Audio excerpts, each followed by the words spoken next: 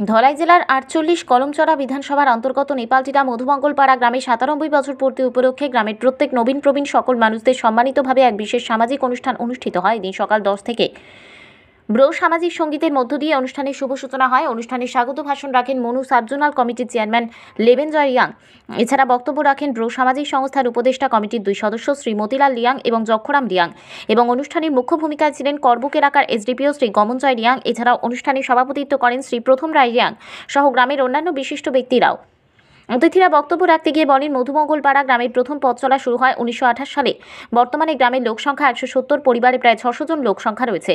তার মধ্যে উল্লেখযোগ্য বিষয় হলো এই গ্রামে একজন আইএএস অফিসার, 3 জন টিপিএস অফিসার এবং 4 জন ডক্টর রয়েছেন। তার পাশাপাশি অতিথিরা বক্তব্য রাখতে গিয়ে আরও বলেন, এই গ্রামকে নেশামুক্ত করে উন্নয়নের দিকে এগিয়ে নিয়ে যাওয়ার জন্য প্রত্যেকের সহযোগিতা কামনা করা হয়। এছাড়াও সামাজিক উন্নয়নের ক্ষেত্রে মহিলাদের এগিয়ে আসার আহ্বান জানানো হয়।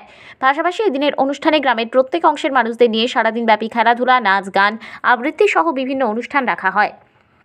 অনুষ্ঠানকে কেন্দ্র করে মধুমঙ্গলপাড়ায় ব্যাপক লোকজনের উপস্থিতি লক্ষ্য করা যায়।